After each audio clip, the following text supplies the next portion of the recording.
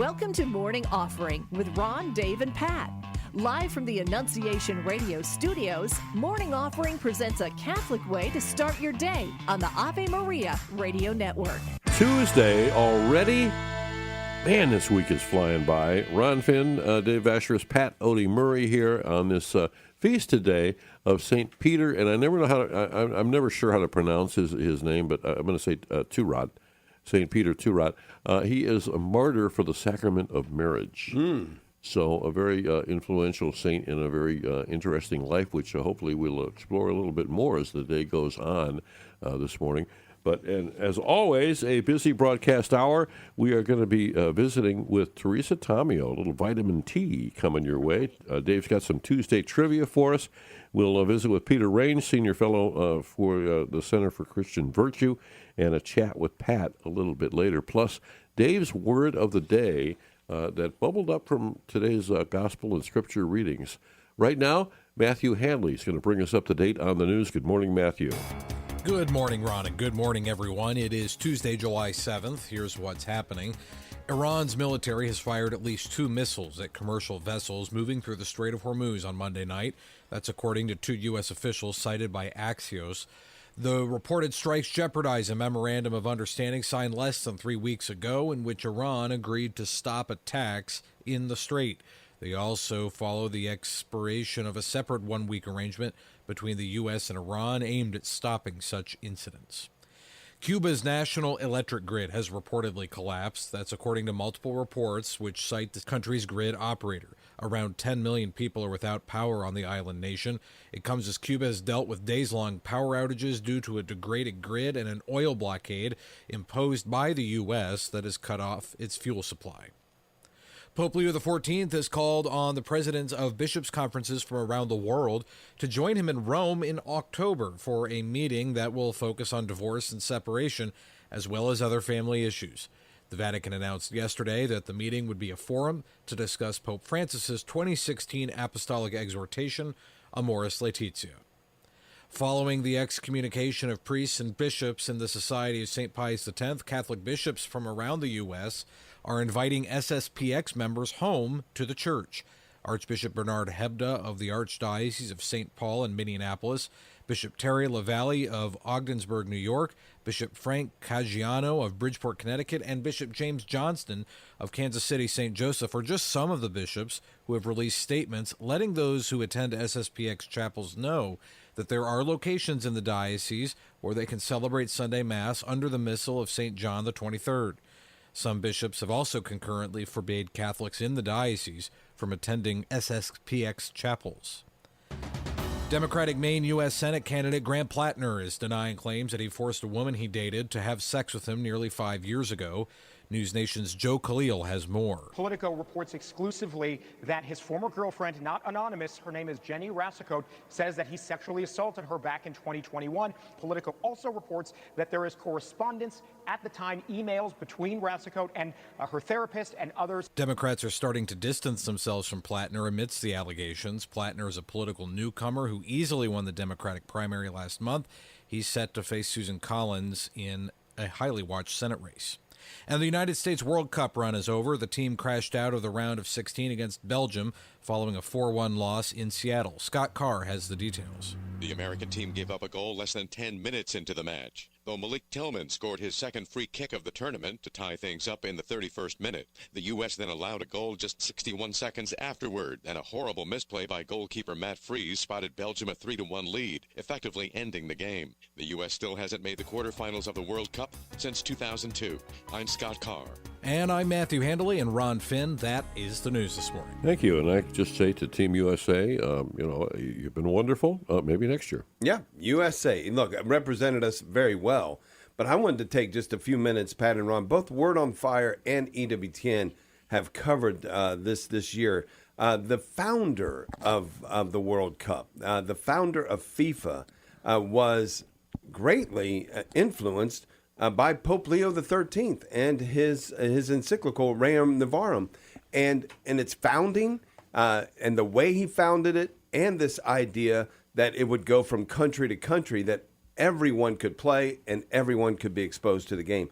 I think it's just a fabulous story about the founding of this of this soccer tournament that now has 5 billion people watching it. And so, and if you've seen any of it, you see Catholic symbols everywhere. You see a bunch of the players doing the sign of the cross and honoring Jesus, and particularly the Catholic faith.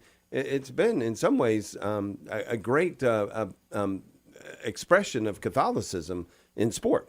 So, yeah, I must admit I've watched none of it. Yeah. And I just haven't watched much TV at all lately. So I'm kind of out of the loop on this, but I do think the idea that is it Remmett? Is that how you say his name, or Remmett? I Jules don't know. Remmett. Yeah, that he that he saw sports as a way to kind of unite people, and one of the things that somebody had mentioned about soccer before, and I read it, I think, in the Word on Fire one, is that some people didn't want to play it because it was the poor man's sport. Right. And I thought that was really interesting. And I remember people saying the great thing about soccer is all you need is a ball. Yeah. You need a ball and some ground. That's it. You can play it anywhere. And so that kind of rung in my head when I read that in Word on Fire. And I think the idea that, that we understand this sport is something that can unite us. And that's why it hurts so much when you see sports being divisive. I think when we understand, and that's what I always say, it's a game. That's what we call it, a game. It's not, it's not a matter of life and death. This isn't about your, whether you're going to go to heaven or hell, as whether you win this game or not. This is about so much more. And I think, like you said, Dave, and I obviously can't attest to it because I haven't watched it, but if there are all these religious Catholic symbols around, it reminds us what we're supposed to be about. And I think that's the most important thing, is that we look at sports as a way, what is it? I can't remember what passage it is in Scripture that talks about iron sharpening iron, that we push each other to our best. And we do that physically with sports, but we should also do it spiritually with sports to push each other to be our best. So how are we becoming more virtuous? How are we how are we concerned about our competitors, and not about just them physically, but about their souls? And that's why I'm always happy when I watch the little guys play, and they cheer on, or they say to the other team, "That was a great play." Yeah. That to me is so impressive. What a great catch! That's right. Well, thank you, Jules Rimet, that devout Catholic that started, and he was nominated for the Nobel Peace Prize. Wow! For creating the World Cup. So thank you for that wonderful example for all of us, not only in soccer but in his life. Let us take a look at Scripture now. Dave Vacherus, what is today's word of the day? Our word for today is laborers, taken from the Gospel of Matthew, chapter 9. Jesus went around to all the towns and villages, teaching in their synagogues, proclaiming the gospel of the kingdom, and curing every disease and illness. At the sight of the crowds, his heart was moved with pity for them, because they were troubled and abandoned like sheep without a shepherd. Wow. There's some commonality, I would say, in Jesus' time and our time as I look at this. As you look about the crowds and you see they are troubled and abandoned. Troubled and abandoned by whom? By the Lord? No. By society? Yes. By me? Yeah. By me, the follower of Christ, the one who confesses his name, and yet I write some off. No, and Jesus says, the harvest is abundant, but the laborers are few. So ask the master of the harvest to send out laborers for his harvest. Lord, let me be a laborer in your harvest. Let me go to those who are troubled and abandoned, and let me see them as troubled and abandoned, not as scoffers, not as people that I might write off because of the way that they live their lives, but let me see them as you saw them, Lord, as troubled and abandoned, in need of a shepherd. Well, we aren't the shepherd, brothers and sisters. We are the ones who point them to the shepherd. the one that shares the information with them that makes them free. And again, going back to the beginning of this reading, Jesus went around to all the towns and villages, teaching in their synagogues, proclaiming the gospel of the kingdom, and curing every disease and illness. Yes, curing every disease and illness was certainly a part of it. And we should be praying for people that they might be healed no matter what they are suffering from. But we need to be cognizant of the fact that the disease that people are suffering from in our society is sin and degradation, is a buying into a lie that the evil one has sown into our society, that it's all about me, that it's all about my comfort, that it's all about me getting more and more, that I might be successful in this life. What a lie. What a deceit. Even this greatest thing you could do for your children is to prepare them that they might be wealthy themselves, that they might live in comfort themselves. No, the greatest thing I can do for my children and anyone that I love is to introduce them to the Lord Jesus Christ, that they might be free, that they might live lives of freedom, and that they might be well prepared for eternity. Brothers and sisters, do we know, are we convinced that the only successful life is the one that ends with God forever in heaven, enjoying everything that he has for us? And anyone who misses that mark, has led a life that cannot be measured as successful. This life happens in the blink of an eye. It needs to be measured by eternity, not by the temporary, by heaven, not by earthly things. No, our success is only when we have given ourselves fully over to the Lord God himself. Hopefully, prayerfully, absolutely committed to growing into full maturity in Christ, that we might be with him from the moment of our departure from this world, that we might share that message with others as well, those who are in need of hearing it, that they might be free as well. Laborers, our word for today. Wow. Word of the day is always very inspirational, but man, some of them, it just smack you right between the eyes. Thank you, Dave. Oh, yeah, you're welcome. And the privilege of being a laborer, but boy, the responsibility that goes with it, that you got to take that part seriously. Very true. Well, a little bit of a break, and we're coming back because it's about that time that we visit Teresa Tomeo. Almost time for that shot of vitamin T. Don't go anywhere. Annunciation Radio wants to thank Archbold Furniture Company for their underwriting support. A faith-filled company with roots in the local community, Archbold Furniture has been manufacturing solid wood furniture since 1900. They build the furniture and partner with premier Amish finishers where it is hand-finished to match the decor of your home or office, offering everything from beds and dressers to cabinets and dining room tables.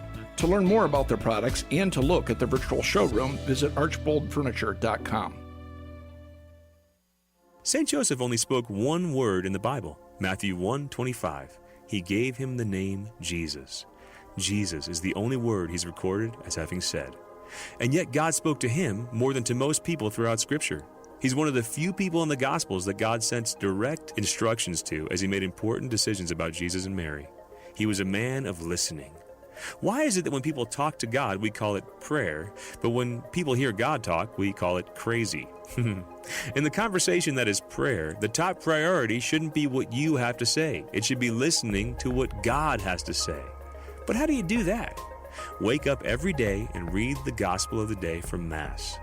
Then ask God what he's saying to your heart through his word. If you make quiet space in your heart that's not crowded with what you have to say, you might just hear what God has to say to you. Send us a message at connect@reallifecatholic.com. This is Chris Stefanik from reallifecatholic.com. When you think about your child's school, what comes to mind? Good teachers? A supportive community? That's what we deliver with Partnership Schools. I love my school because it makes me proud of myself. For me, it's the sense of community that Partnership Schools gives me and my kids. We are Catholic pre-K through 8th grade schools welcoming families of all faiths that allow you to pay nothing for quality private education. To learn more and to apply, visit thepartnershipschools.org.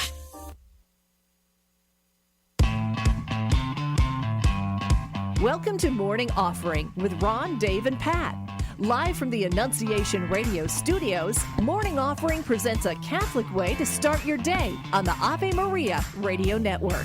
Well, good morning and welcome to July the 7th. I'm here to ask for forgiveness. It is Global Forgiveness Day. Oh, nice. Yeah. So can I ask for your forgiveness? Always, but there's so seldomly a reason for you to ask. But I'll Mr. think of Finn, I something. shall give it to you in advance. Oh, there you go. Yeah. It's not like I wake up every morning and I say to Eileen is my wife, I said, will you please forgive me? Yeah. She said, for what? For everything I'm going to mess up today. Let's just do it. Let's get it out of the way. Let's get it done. Hey, Something's going to happen. One of the great things that happens here each and every Tuesday is we get our shot of vitamin T. It's time for our conversation with Teresa Tomeo. Teresa, here in our area, we have some wonderful, wonderful places to visit.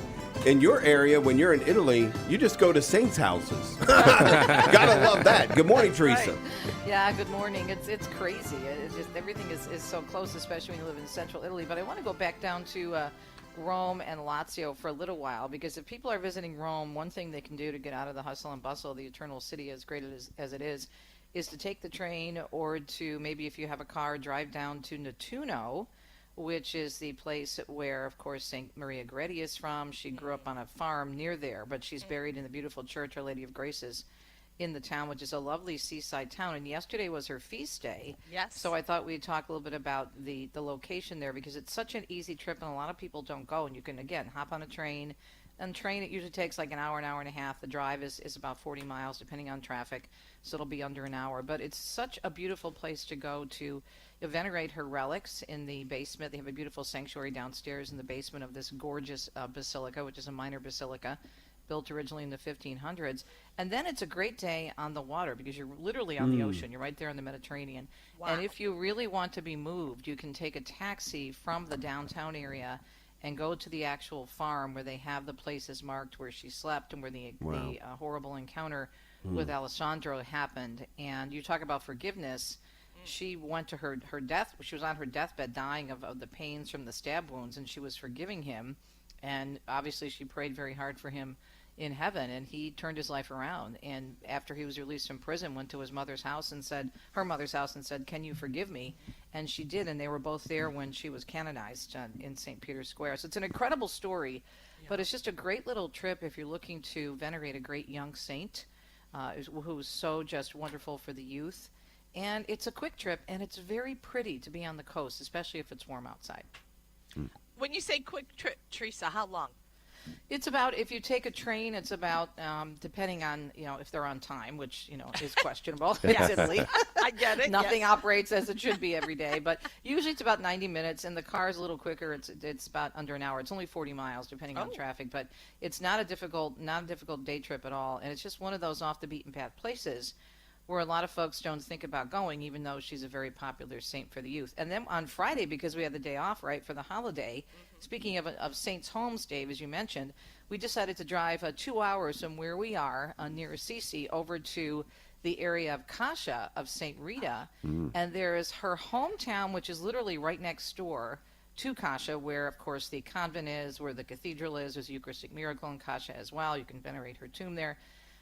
But her hometown is just as beautiful and as fascinating, because that is where the miracle of the roses happened. And also her house is there, the little hospital where she worked. There's a shrine in her name. And it's a lovely town, only about 7 miles from Cascia, that not a lot of people visit. And there's wonderful shops selling all kinds of, rose-scented gifts, because she's associated with roses. So that's another sidebar type of a trip, or off-the-beaten-path trip you can take. If you're going to venerate the tomb of St. Rita, why not go to her hometown of Rocco Prena? And if you have the stamina, it was too hot the other day when we went. It was like 100 degrees in the shade.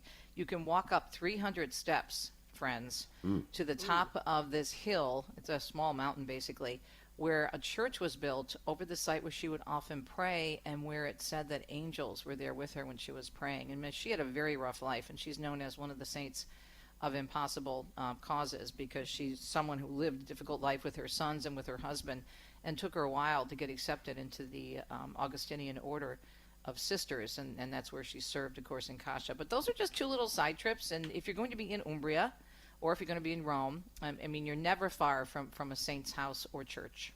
And I love these stories of the saints. Yeah, with 300 steps there, I suppose it'd be sacrilegious to install an escalator or an elevator in the mountain. I mean, I don't know what they're thinking, but no, it was super hot, so we didn't go up. It was like 100 degrees, but apparently the steps, I saw some pictures, are very smooth. They're not too rough, and they're in the shade, but still it would have been a tough walk up the hill. But no, I mean, the stories of the saints are incredible, and there's so many different locations. We often just think of going right to their tomb, which is awesome. For example, obviously in Assisi, you want to go venerate the tomb of St. Francis or St. Clare.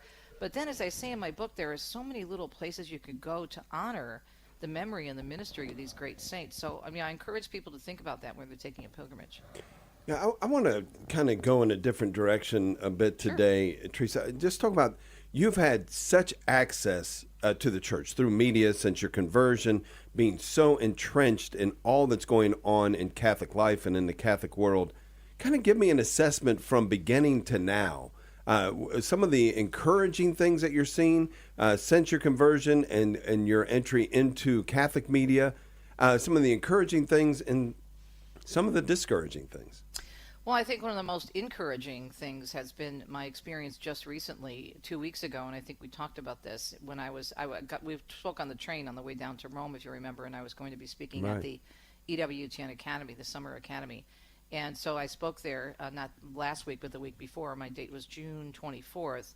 And I was so impressed by the participants. These are young people from all over the world, some of whom were already out of school and had jobs maybe in diocesan communications or different Catholic publications. But they're Catholic communicators. Others are still in college or maybe getting an advanced degree. I was so impressed at their faith and at their interest of really learning from, an old curmudgeon like me and the other speakers that were there.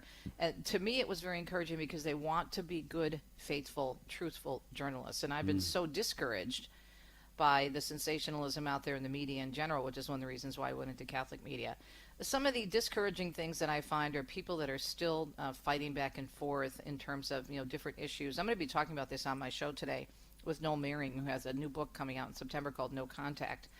And sometimes I think the discourteousness, I spoke about this yesterday also on my show, of how we treat each other and in the church in general sometimes, I just think we forget who we are and whom we represent. So that has been somewhat struggling for me, because I could say some of the experiences I've had in the Catholic world are just as bad, if not worse, as we had in the secular world in terms of the way I've been treated or my friends have been treated, which is very disheartening. I'm just being honest. Yeah. So, yeah. And we have to be a soft place to land, right? If we're not a soft place to land, where in the world? And people have to see us and desire to want to be a part of us. When there's infighting, that doesn't help. Right.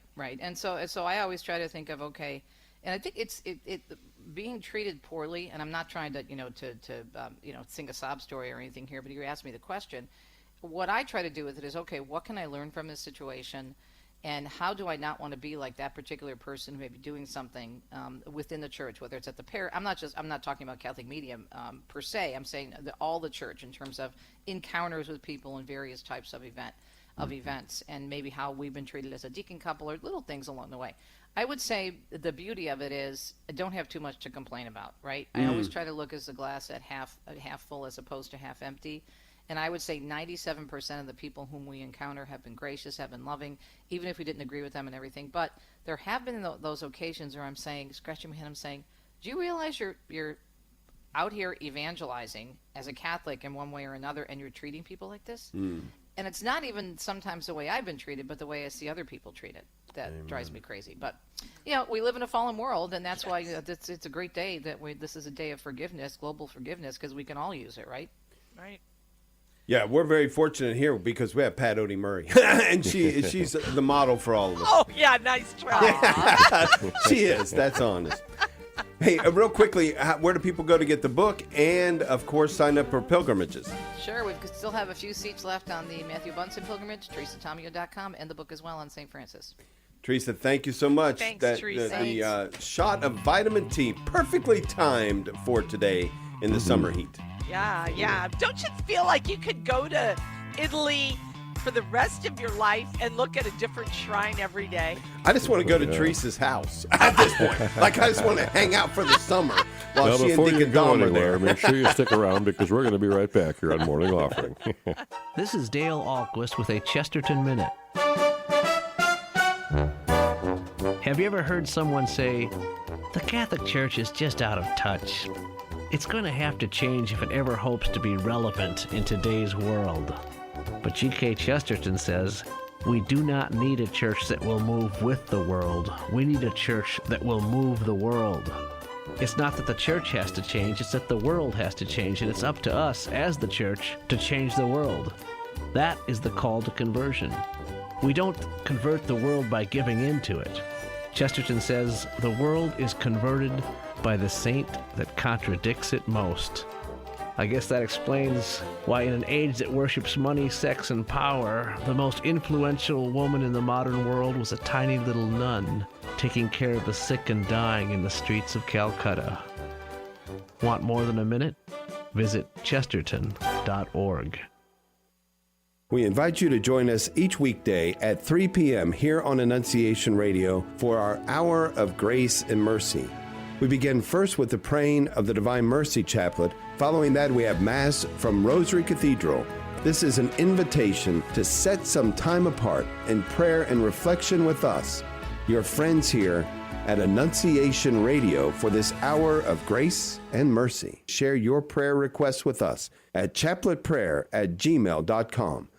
Courage, an apostolate of the Catholic Church, ministers to persons with same-sex attractions and their loved ones. They also have an outreach called Encourage, which ministers to relatives, spouses, and friends of persons with same-sex attractions. Endorsed by the Pontifical Council for the Family, our beloved John Paul II said of this ministry, "Courage is doing the work of God." Please visit the Courage website, couragerc.org, to learn more and find a Courage chapter near you. Welcome to Morning Offering with Ron, Dave, and Pat. Live from the Annunciation Radio studios, Morning Offering presents a Catholic way to start your day on the Ave Maria Radio Network.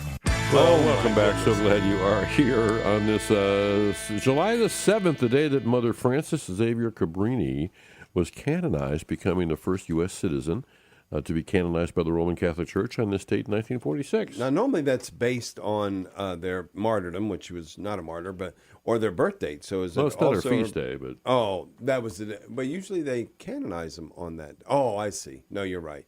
They do the feast day, assign the feast day on. Now, look, have any of you ever been on a long car ride with your children and they just keep asking, "Is it time yet? Are we there yet? Are we there yet?" Now, I would just tell you a little. We're going to pull the curtain back a little bit. And that's the way Pat Odie Murray is every day when about the game time. Like, see, is it game time yet? Is it game? Is it time for the games yet? I get 100. Yes, Pat. Oh, it is man. time. Finally. Dave. Well, I mean, I am that way on Wednesday. But I don't have to play. I host it. So yeah, Wednesdays are my favorite game day. I think you guys are going to do well on this one. It is a themed Tuesday trivia. It's 1960s. 1960s. Oh. Pat, you and I should do okay on that. Culture and politics. So let's see how we do. The phrase "sock it to me" became popular from which late 1960s television show? The phrase "sock it to me" became popular from which late 1960s television show? Was that Rowan and Martin's Laugh-In? Is that Rowan and Martin? Sorry. Rowan and Martin's Laugh-In, the Smothers Brothers Comedy Hour, or the Carol Burnett Show? Which of those made "Sock It to Me" famous? That was Laugh-In. And I have another great story. Oh, good. Did you, Ron, you may have noticed that. And sometimes when we take Bishop's Corner, Bishop Thomas will say, "You bet you're bippy." Yes, he does. And I said to him, "You're dating yourself. That comes from Laugh-In." That comes from Laugh-In as well. Now, do you know the actress? Oh, the Goldie name of the Hawn. actress? Wasn't it Goldie Hawn? No. No, it wasn't. Oh, wait a minute. It was "Sock It to Me" came from a lady? Yeah, from a lady. I thought it was Goldie Hawn that was on the show. Well, she was, but Ruth Buzzy was on there. Carney. Her last name Carney. Judy. Judy Carney. Judy Carney, yeah. Yeah, that was her. That was her line. Right, Yep. yeah. I remember... she would say it, and then they would douse her with water or something. Richard Nixon said it. Oh, he said, "Sock it to me." Yeah. But that's right. Yeah, they would get different people to say that line. Rowan and Martin's Laugh-In, absolutely. Well, you both get a point on that one, so give yourselves the bell. Who was the first host of The Tonight Show? And again, he would have been the host for a good part of the 60s. Who was the first host of The Tonight Show? Jack Parr, Steve Allen, or Joey Bishop? Well, that was not Joey Bishop, although he might have come second, I'm not sure. But Jack Parr. Yeah, I agree with him. I didn't see it during that time. Me either. But Mom wouldn't let me stay up and watch it. No. Yeah, too late. First host of The Tonight Show was Steve Allen. Really? Yeah. Wow. Steve Allen hosted it for just several years, and then Jack Parr took over. And then, of course, from Parr, it went to Carson from 1962 to 1992. Jay Leno, Conan O'Brien, and then I think somebody after that, but I have no idea. Yeah, I know. And that's when I quit watching. Johnny Carson was when I started watching. Yeah, and he's 30 years. So you Yeah. have Steve Allen 3 years, Jack Parr 5 years, and then you have Johnny Carson for 30 years. And And he was so good. yeah. He was so And then Jay Leno with his couple stints, he ended up with a pretty good a run there as well. But Steve Allen the first. In the 1960 U.S. presidential election, who was Richard Nixon's running mate? Who was his vice presidential candidate? Was that Barry Goldwater, Henry Cabot Lodge Jr., or Spiro Agnew? Spiro Agnew. This was 1960, you're saying? 1960 in his campaign versus JFK, which he lost, of course. Barry Goldwater, Henry Cabot Lodge Jr., or Spiro Agnew? I know in 72 it was Spiro Agnew, so that wasn't in 60s. So the first one was Cabot Lodge. What was the first one? Barry Goldwater, Cabot Lodge, or Agnew? Goldwater ran in 64, right? Would he have been the vice president? I don't know. What do you think? I'm leaning toward Goldwater. Yeah, because he was like the presidential nominee, I think, in 64. So maybe he was vice president then? Cabot Lodge. Wasn't Cabot Lodge a ambassador? Yeah, I'll go Goldwater. You're both wrong. It's Cabot Lodge, but I really feel like I should give you half a point, Pat, because after that unsuccessful run at the presidency, vice presidency, Cabot Lodge, Henry Cabot Lodge Jr., was named ambassador of the United States to South Vietnam, South Vietnam by both Kennedy and Johnson. Wow. So he was, and you think about that during the Vietnam War, he was assigned as the ambassador, a Republican, assigned as an ambassador by 2 Democrat presidents. So, all right, so 1 point each still. Here we go with the bonus. You need to get this to be on the positive side of things. What was the first presidential election to include all 50 states? Oh, my. Ooh. What was the first presidential election to include all 50 states? Was that 1960, 1964, or 1968? What do you think, Pat? I think it was 60, wasn't it? I don't know. Yeah, I'm trying to think what we just had the statehood of Alaska, which was, and was Hawaii the 50th state? I'm trying to think when these occurred. I tend to think they were already states, but I'll stick with 60. I don't know. You're going 60. I guess I'll go 1964. And it's 1960, so Pat gets the bell on that one. And you're right, we did Alaska's edition. Today is the date that Eisenhower signed Alaska into statehood, and that took place in January of 1959. But on August the 12th, 1959, Hawaii was added. Oh. And so I thought they were all in the 50s. Yeah, so you had the first presidential election to include all 50 states. 1960, the one we just talked about, Nixon having lost to JFK. So there you go. Okay. Yep. Wow. Okay. So nicely done. That's 2 points for Pat, 1 for Ron, but educational today. Well, congratulations, Pat. Another outstanding victory. Yeah, I'm still kind of frustrated. I missed Cabot Lodge. But you got Cabot Lodge half right. You knew him as a U.S. ambassador. I'm not sure how many people would have known that. Don't beat yourself up, Pat. That's our job. We'll be right back as Morning Offering rolls right along. In fact, we got Peter Range coming up. Say yes to life. Okay. People are talking about Annunciation Radio. It's a better choice than anything else that's out there. Uplifting as opposed to something tearing you down. I just really appreciate the message that's being sent, the feeling you get afterwards. Annunciation Radio, faith with frequency. Join me, Shane Stanfield, and Ron Finn on Annunciation Radio's Faith with Reasons, Wednesday at 4 p.m. Faith with Reasons, exploring what the church teaches and why. Join us at our next show. Thank you to Isabel Financial Services for their underwriting support. They offer a full range of personal and business services, including financial and retirement planning, investments, key person life and disability insurance, and 401k plans. Isabel Financial Services can be reached at 419-535-1236, located at 2346 North Reynolds Road, Toledo. Securities offered through Sigma Financial Corporation, member FINRA SIPC. Isabel Financial Services is independent of Sigma Financial Corporation. The effects of abortion are greater than most people realize. It isolates, hurts families, brings about fear, sadness, and grief. It does not need to separate you from God. If you or someone you know is hurting after an abortion, please reach out to Project Rachel at 419-260-5811 or by going to hopeafterabortion.org. Nothing is too great for God's mercy. Project Rachel is here to offer confidential help on your journey to healing. Have you ever wondered about church teaching? What's happening in our Diocese of Toledo? How to respond to challenges to your faith?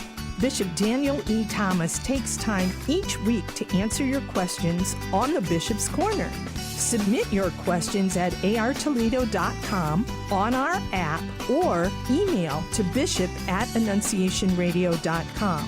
Please include your name and parish or town and listen for his answer on the next show.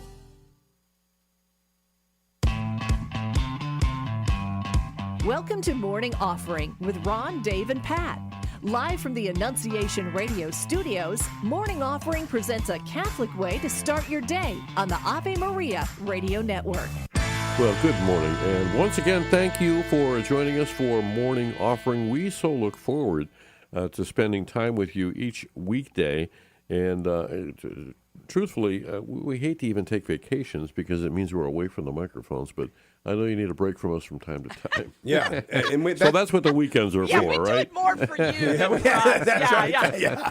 For you to get a break. Yeah. Hey, look, somebody who's not taking a break today, President Trump is in Turkey, however you want to say it, for a NATO summit, 2-day NATO summit today. And it just happens, but see, I'm arguing this point. It just happens to coincide with the running of the bulls. I think he went over there to do the running of the bulls. Yeah, I think he's like, yeah, I think I'm well prepared. I've been in this political thing long enough now. I think I can run with the bulls. So we'll see. But he's over there, so we pray that goes well. He's there for 2 days. Okay. Well, I have a question.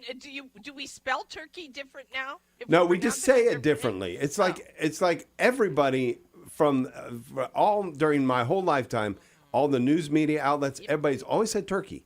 Yeah. Now we had the World Cup here, and they started saying Turkey, which is, I guess, how they pronounce it there. So now I've noticed all the news media outlets are saying Turkey. And so I'm like, okay, so I guess that's what we're doing now. It reminds me, too, of, remember St. Teresa, or Blessed Mother Teresa of Calcutta. Yeah. And then for a while there it became Calcutta or something like that with a K. Well, yeah, I just have an American accent. Yeah. So that's the way it is. That's what I say when people say. I said, well, yeah, they're from that country. I have an American accent. This is the way I pronounce it. That's right. So I have, people say you have accents, right? Yeah, when I go there, I'll pronounce it correctly. Yeah. I don't know if you've ever heard how the French pronounce Americans. It's not a nice word. I just say it. And so, yeah, that's not fun. But it sounds flowery. Yeah, there we go. Yeah. And of course, that running of the bulls, boy, who wouldn't want to join that? I think only 16 people died last year. Yeah. How many, Ron? How many? Well, 16. They say at least 16 have died in the since they started this thing.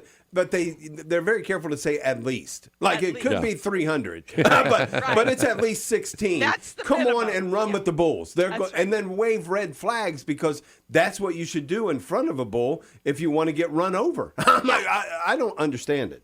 Yes. And I think it's one of those things where you just say, you just, if you give the minimum, you don't have to give the maximum. Hey, at least this many. I think it was G.K. Chesterton. All I ask for is less to do, more time to get it, more time to not get it done, and more pay for not getting it done. That's what. Yeah, there you go. I don't think that's it, but I do know Chesterton said that the enemy of good enough is better. Okay, it's good enough. Sometimes things are good enough. Good enough is better. Yeah. Okay. Sometimes good enough works on some things. Okay. Anyway, a lot going on all around us right now. We're praying for our president, of course, and pray for all those involved in the NATO summit. There is word out that Hamas has now dissolved its government in Gaza and has transferred power to the U.S.-backed National Committee for the Administration of Gaza as part of the ceasefire commitments. And the administration reiterates demands the group disarms. Now, again, you could say they're not trustworthy. There's a lot that's happened in history. But it seems to me handing over power is a good movement forward. Yeah, I agree. And this has just been, you just never know what's going on half the time. I mean, I have just kind of even tuned out of the whole Iran thing because I've heard so many different things. I don't know who to believe. So I'm just hanging in there. But yeah, I think, Gaza can really be, and I think we are committed to helping with that, to rebuild that, to help that. And Israel, I think, certainly wants to have neighbors that are not going to threaten them. So this could certainly be a good thing. Well, and to your point, we're also running into this with Ukraine and Russia, right? You keep getting these ideas, these things are shared with us, that there is an end to this, an end in sight, and then it just goes on. And it can wear you out, but at the same time, we want that. And so it's disappointing because at the end of the day, what our hearts really desire is peace and dignity for everybody. And that's what Pope Leo keeps calling us to, that we'll pray for a cessation of the violence and that all people will be treated with dignity. It's a pretty simple message, and we get lost in the simplicity of it, but that's what we're supposed to pray for. Yeah, I know. And it is one of those things where, when you're sitting here, you just say, why can't they figure this out? Why can't they figure this out? And I think, we get, I do anyway, I get frustrated with it. Like, how hard is this? But boy, when you think about, I always try to put things in the micro. Even when I teach social morality, I always say it's easy to talk about out there, what should be happening out there. Think about it from a micro stance. So the idea is, okay, I own this little piece of property that I have. How would I feel if somebody came in and tried to take it away from me? Right? Yeah. And so how, I would certainly, you just wouldn't give it to them. Right. But yet you also don't want to fight somebody or kill somebody over it. So how do you make peace with that? And I always think that's, I did that when we were talking about immigration years. I always said, okay, think about, our country as being our home. So there are boundaries. Do you let anybody walk into your house whenever they want? Why not? Why would you? Why wouldn't you? I mean, I think you've got to bring it into an area that we understand. And I think it's the same thing with war. We can't, why are people fighting about that? Okay, if you own something, and even if you just have a little apartment, do you want anybody to come in and take whatever they want or throw you out? Right. Why is it the simplest solutions are always the most complicated for people? And it's just so difficult. Planned Parenthood, for example. We've been trying to defund Planned Parenthood for decades and decades. And, the year is up now that they've been defunded, and now they get their funding back. I know. Starting just a couple of days ago. I know. It just seems like, you say some really common sense things. What if we just, micro think about this and apply that? That is so simple. Why don't we do that? Why can't we do that? Are we incapable of that? Do we have to say, well, that's too easy? I don't know. We're looking at the death and violence in other parts of the world. Yes. That's the death and violence here in our own country. And don't you think? And I look at it as like steps, right? I mean, I think Pope, in pastoral ethics, you talk about the principle of gradualism. But I look at it in steps. Like, what's the next thing we could do, right? So I mean, yeah, I don't want anybody funding Planned Parenthood. Right. But let's not make it a collective effort. Right. Like, if somebody wants to give to Planned Parenthood, they have to face God for that. But don't take my money and give it to them, right? So, okay, that should be a step that we could all agree on, right? That's right. Like, let's not, but as government grows, our money is going to things that we have no concept half the time where our money's going. We would probably be upset about a lot of things. There's a lot to be toward. upset about. Yeah. There really is, and let's keep it simple for goodness Yeah, sakes. so incrementalism. That's it. right. Let's start where we can start. Yep. It's about, why I quarter of- celebrate working for a nonprofit. I don't make a lot, so I can't right. get a lot. That's right. Oh, They yeah, don't get a yeah. lot of my money. Chat with Pat. She's got Bishop Robert Fisher coming up. Yeah. We'll be right back. Experience the incredible story of a woman who Time magazine named the most influential Catholic woman in the United States. Rita Rizzo, the future Mother Angelica, grew up in a working-class neighborhood in Canton, Ohio during the Great Depression. Rita's father abandoned the family before she was 5 years old. Her early years of trial were compounded by a debilitating illness until she was healed by Jesus through a woman named Rhoda Wise. That healing set her life on a course that would ultimately change the world. Learn the amazing story of Rita Rizzo at the Mother Angelica Museum in her hometown of Canton, Ohio. Go to www.motherangelicamuseum.com. Be inspired. Plan your visit now at motherangelicamuseum.com.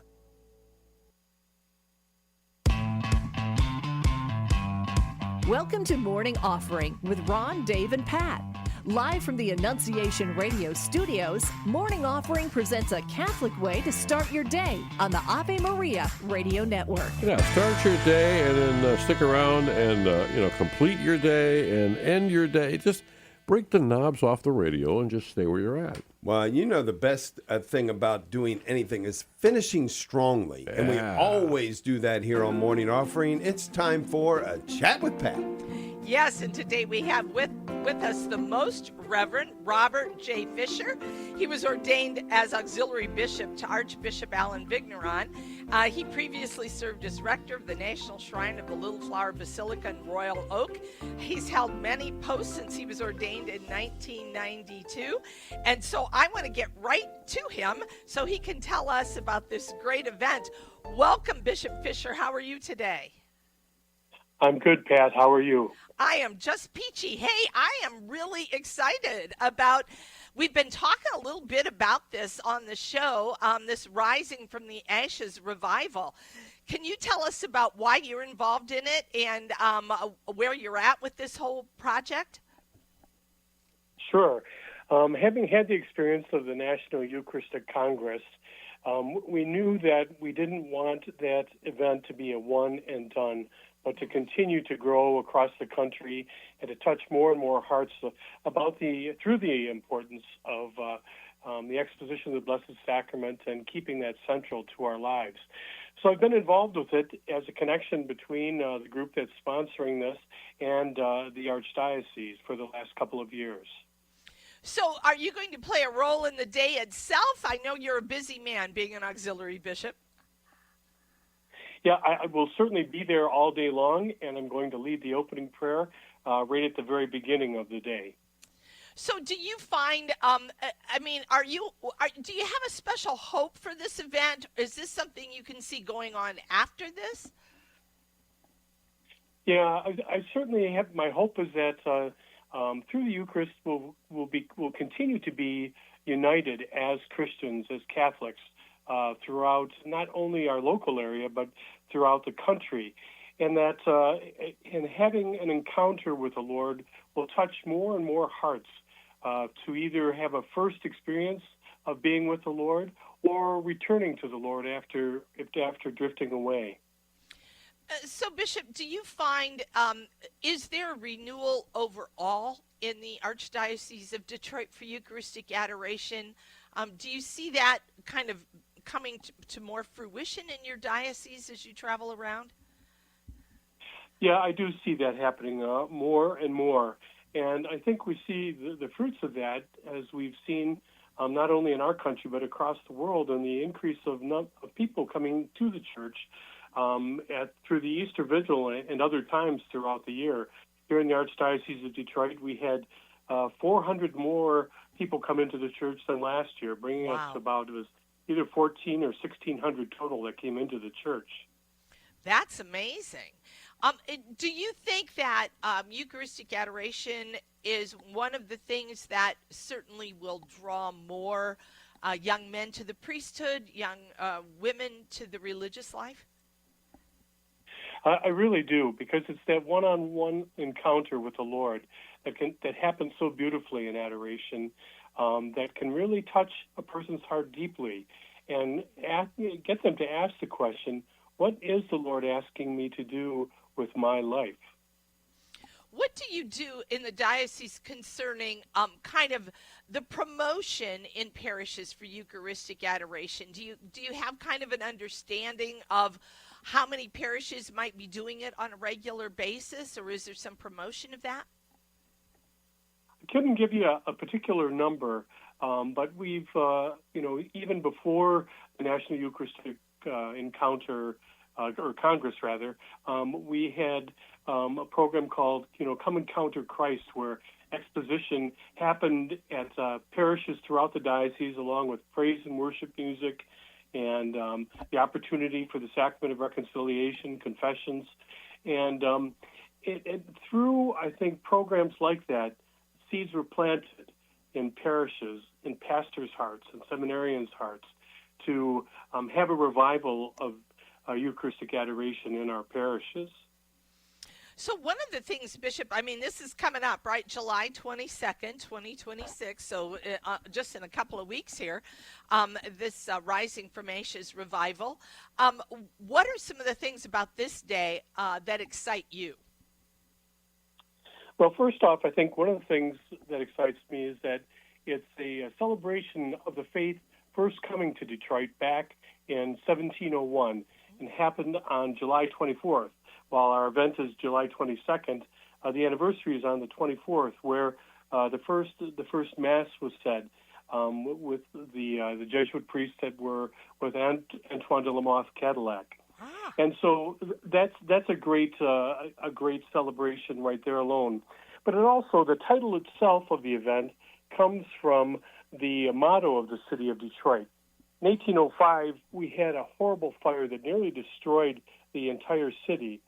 And then a priest who had so much to do with the printing press and bringing that to Detroit, as well as one of the founders of the University of Michigan, Father Gabriel Richard, he coined the motto, Speramus Meliora Resurgit Senerebus, which translates to, we hope for better things. It shall rise from the ashes. So we take the title of the event from that motto of our city, and it really indicates how our city is resilient. We have a hope for a brighter future, even in the face of great adversity. So, Bishop, do you find, and can you kind of help our audience, what would be, because you could obviously draw from Ohio, even though this is going to be in Detroit, what is one of the things that you would say, why should they come and make the trip up to Detroit for this? Well, I think in addition to the focus on the Eucharist that we've talked about already, we've got a series of wonderful speakers that will be here for the day. We have Jeff Cavins will be here. We'll have Father John Ricardo. Bishop Dan Flores will be here. We also will have Sister Mary Grace from the Sisters of Life. And then that evening, we're going to have a wonderful concert that's going to be led by Sarah Kroger, by Matt Maher, by Steve Angrusano, and then one of our local artists, Santiago Fernandez. So we've got just a terrific day planned with all of these wonderful people who are there to inspire us to to live out our faith. So where can people go if they would like to be a part of this? I take it registration is still open? Yes, it is still open. If you go to risingrevival.org, again, risingrevival.org, it has all the information that you would need for the day itself, as well as how to register for it. Great. And when does the actual Eucharistic procession take place? The procession will begin at 5 p.m. On that day, the 22nd, and go till 6 p.m. There'll be benediction immediately following that, and then there'll be a break for people to get some food, and then the doors will open for the concert at 7 o'clock, and the concert goes from 7:30 to 10:30. And did I hear correctly that the concert itself is free? That it's all part of the admission, I think, for the day. I send you to the website for the particular details about that. Right. Yeah. I think I forgot to mention Sarah Hart coming as well. Oh, okay. Yeah, you've got a great lineup for the day, that's for sure.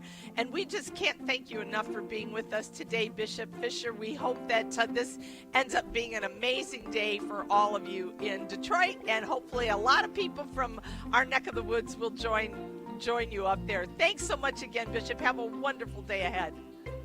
Thank you. All are welcome, Pat. God bless. God bless. Bishop Robert Fisher, Auxiliary Bishop of the Archdiocese of Detroit, with us today talking about Rising from the Ashes. So again, go to risingrevival.org. You can find everything there. What an amazing event. Yeah. Yeah, I mean, any of the speakers you'd go to here individually, and you're getting them all in one place. And, of course, Matt Maher and Sarah Kroger. I mean, just could not be better. Yeah. Sounds great. Just great. Good stuff. Can't wait. I hope they have a good turnout. I like when you interview people, Pat, whose first names are Bishop. Like, they always do good.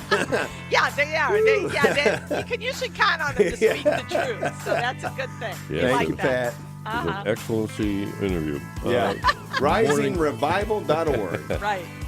Morning offering, that'll wrap it up for this Tuesday. Stick around, though. Catholic Connection coming up next. And God willing, we'll be joining you tomorrow morning for the Wednesday edition of Morning Offering. Have a blessed day.